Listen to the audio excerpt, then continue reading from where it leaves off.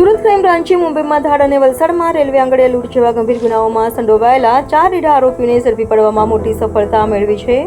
પોલીસે તેમની પાસેથી 2 દેશી બનાવટની પિસ્તોલ અને 2 જીવતા કાર્ટ્રિજ પણ કબજે કર્યા છે.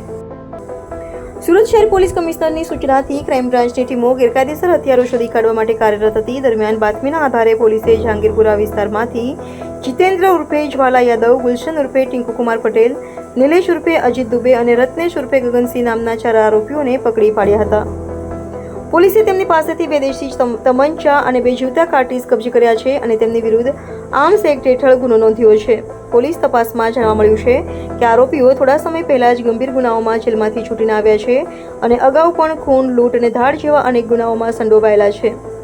પકડાયેલા આરોપીઓ પૈકી રત્નેશ ઉર્ફે ગગનસિંહ વર્ષે 2022માં મુંબઈના મુલુંડમાં એક ઓફિસમાં હથિયારો સાથે ધાડ પાડી હતી, જ્યારે ગુલશન ઉર્ફે ટિંકુ કુમારે વલસાડમાં ચાલુ ટ્રેનમાં રેલવે આંગણીયાની લૂંટને અંજામ આપ્યો હતો.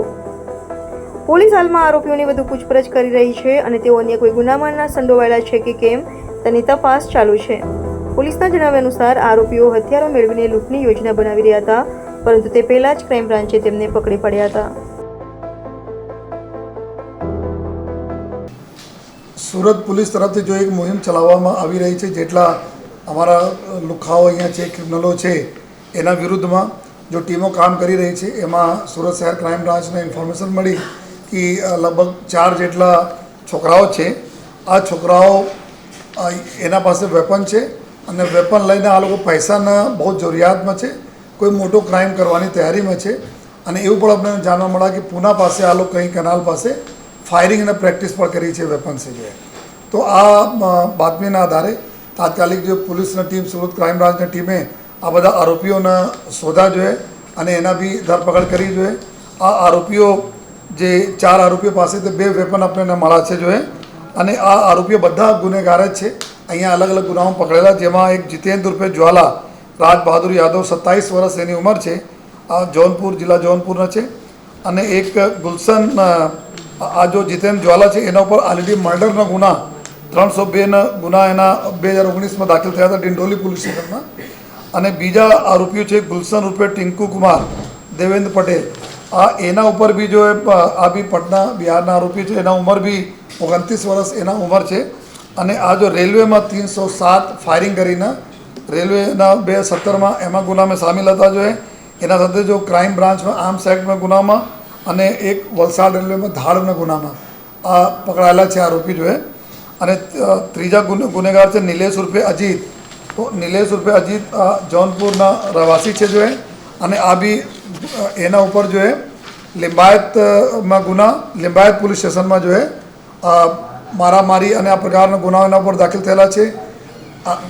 ગેરકાયદેસર ગૃહ પ્રવેશ કરવાના, ત્યાં મારામારી આ પ્રકારના ગુનાઓના આરોપીઓ છે. અને ચોથા ગુનેગાર છે રત્નેશ ઉર્ફે ગગન. આ જો મુંબઈમાં મુલુંડ પોલીસ સ્ટેશનમાં જો 77 લાખ રૂપિયાના લૂંટના આરોપી છે જો. અને પોતાના વતનમાં ખૂનના કોશિશના ગુનેમાં પકડાયેલા છે. તો આ બધા લોકો 4 લોકોના ક્રાઇમ બ્રાન્ચે પકડી છે. અને આ બધા જો ગુનેગાર એવી મોટી પ્લાનિંગમાં હતા કે કેવી રીતે લૂંટ કરીને જો યા કોઈને એક્સટોર્શન કરીને અમે જો પૈસા પડાવીએ જોઈએ. તો એના બી અત્યારે ઇન્ટ્રોગેશન, એના કોણ ગેંગ છે કે ઓર કોણ મેમ્બરો છે, કોને ટાર્ગેટ કરવાના હતા, એના બારેમાં એની તપાસ અત્યારે ચાલુ છે.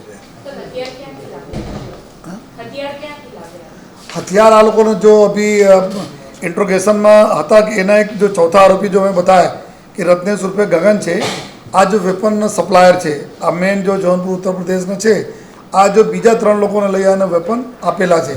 તો એના બી અમે લઈએ છીએ કે આ વેપન અત્યાર સુધી આ બહાર ગુજરાત બહારથી લઈ આવ્યા છે.